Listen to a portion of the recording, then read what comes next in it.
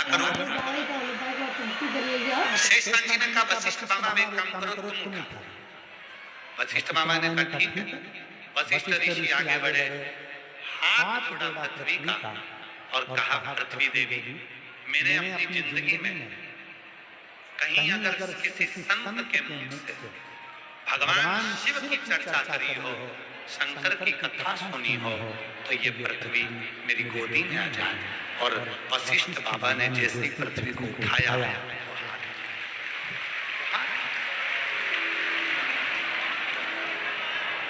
विश्वामित्र जी कहने लगे, मेरे प्रश्न का उत्तर शेषनाग। शेषनाग जी कहे उत्तर देने की जरूरत ही क्या? तुमने तप के बल पर उठाया था, इसने सत्संग के बल पर उठाया। देखो मेरे भगवान श्री राम जब वन में जाते हैं ना, दंडकारण्य वन के अंदर जब मेरे भगवान राम जाते हैं, तो किसी ऋषि के पास में मेरे भगवान राम नहीं गए। दंडकारण्य वन के अंदर अगर मेरे भगवान राम गए तो शबरी के दरवाजे पर। अब एक संत बोले कि बताओ, हम तो फल का सेवन करते हैं, हम फलहारी हैं, राम जी हमारे यहाँ ले आएंगे। एक ने कहा मैं केवल गौ माता का एक गिलास दूध का पान करता हूँ, राम जी पहले मेरे आएंगे। एक ने कहा मैं केवल वायु का पान करता हूँ, राम जी मेरे आएंगे। फिर किसी ने कहा मैं तो केवल जल की 2 बूंद ग्रहण करता हूँ। दंडकारण्य वन में अगर राम जी आए हैं तो पहले मेरे आएंगे। पर रामचरितमानस कहती है, राम जी दंडकारण्य वन के अंदर किसी के यहाँ नहीं गए। अगर राम जी गए तो शबरी के दरवाजे पर गए, क्योंकि शबरी ने सत्संग किया। शबरी ने सत्संग और कुछ नहीं, केवल सत्संग। और राम जी ने कहा प्रथम भगति संतन कर संगा, और दूसरी रति मम कथा। सत्संग किया राम। और जब राम जी सत्संग कर रहे हैं, राम जी स्वयं शबरी अम्मा को सत्संग करा रहे हैं, तो शबरी ने पूछा दंडकारण्य वन में इतने बड़े बड़े बाबा बैठे हैं, कोई फल खाता है, कोई पानी की 2 बूंद लेता है, कोई वायु पीता है, कोई व्रत रखता है, कोई कुछ खाता ही नहीं है, तुम सबको छोड़कर राम जी मेरी कुटिया में आ गए। तो राम जी ने कहा शबरी अम्मा, सबसे बड़ा संत वही है जो मौन होकर शिव की चर्चा को श्रवण करे, राम की चर्चा को श्रवण करे, कृष्ण की चर्चा को श्रवण करे। उससे बढ़कर कोई संत, उससे बढ़कर कोई संत नहीं, उससे बढ़कर कोई सुख नहीं। केवल वही, केवल। अब जरा विचार करना मेरी दिल्ली की जी, अब जरा विचार करें मेरे दिल्ली के जी जाओ, बेटियां बेटा और मेरे बुजुर्ग माता पिता, स्मरण प्रिय।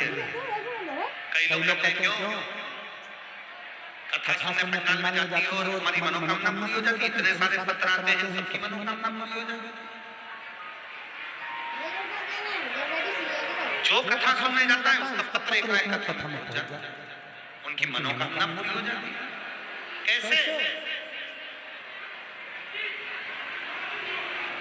कैसे उनकी मनोकामना पूरी हो जाती है? तो शिव महापुराण की कथा कहती है, जो शिव की चर्चा करता है, शंकर के सत्संग को श्रवण करता है, मेरा भोले बाबा सबसे पहले उसी के टुकड़े हरने के लिए पहुंचे, उसी के। इसीलिए अशोक सुंदरी का संवाद करता है कि अशोक सुंदरी चुप रहती है, मौन रहती है, शांत रहती है, बोलती कुछ नहीं है। तब माता पार्वती जी से शिव जी ने कहा, ये अशोक सुंदरी बोलती क्यों नहीं है, चुप क्यों चुप?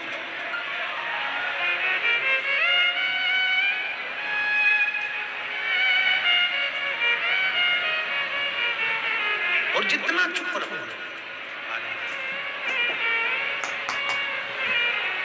मेरे भोले तेरा सारा है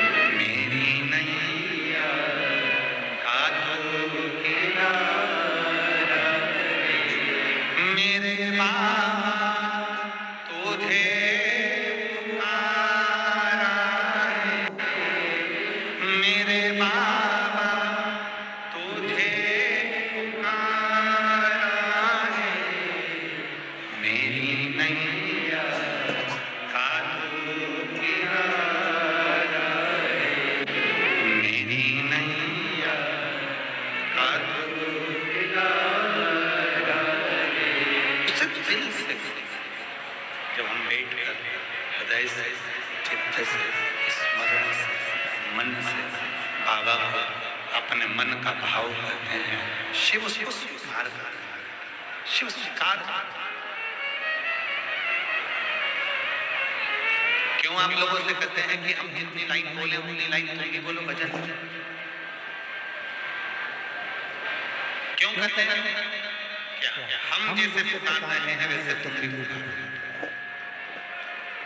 किसी भक्त की आहों की बात को शिव श्रवण कर उसकी जिंदगी का दुख तो हरेगा, कष्ट तो हरेगा। चुप है अशोक, मौन है अशोक, एकदम शांत है अशोक। पूछ लिया शिव जी ने पार्वती से कि अशोक सुंदरी बोलती क्यों नहीं?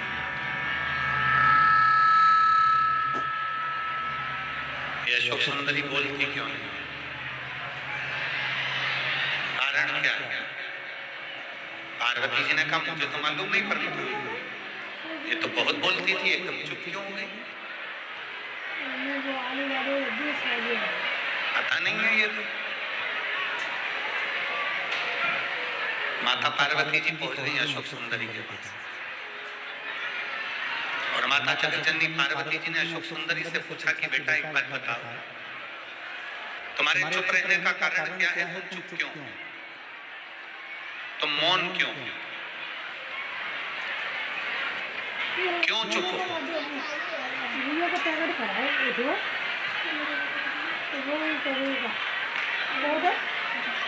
कारण क्या है चुप रहने का? अशोक सुंदरी ने कहा